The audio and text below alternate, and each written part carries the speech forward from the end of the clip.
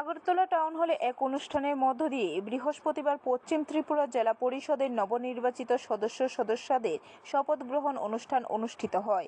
শপথ গ্রহণ অনুষ্ঠানে উপস্থিত ছিলেন মুখ্যমন্ত্রী ডক্টর মানিক সাহা। মুখ্যমন্ত্রী ডক্টর মানিক সাহা বলেন, বর্তমান রাজ্য সরকার স্বচ্ছতার সাথে কাজ করছে। বিভিন্ন পঞ্চায়েত, নগর পঞ্চায়েত ও পুর পরিষদগুলি স্বচ্ছতার সাথে কাজ করছে। মানুষ সুযোগ দিয়েছে, সেই সুযোগের সদ্ব্যবহার করতে হবে। ডাবল ইঞ্জিনের সরকার যেভাবে কাজ করছে সেইভাবে পঞ্চায়েতগুলিকেও কাজ করতে হবে। অনেক সময় অনেক জায়গা থেকে অনেক ধরনের খবর আসে, এইটা কাম্য নয়। মুখ্যমন্ত্রী এদিন প্রধানমন্ত্রীর ইচ্ছা অনুযায়ী সাধারণ মানুষকে স্বচ্ছ প্রশাসন উপহার দেওয়ার জন্য তীরস্তর পঞ্চায়েতের নবনির্বাচিত সদস্যদের প্রতি আহ্বান জানান। পঞ্চায়েতগুলির অনেক কাজ রয়েছে, স্থানীয় সম্পদকে কাজে লাগিয়ে গ্রামীণ এলাকার উন্নয়নে জোর দিতে হবে।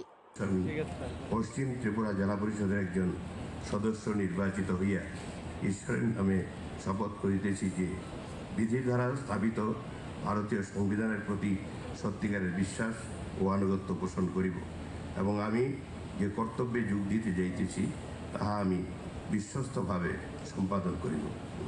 ব্যুরো রিপোর্ট, খবর ত্রিপুরা।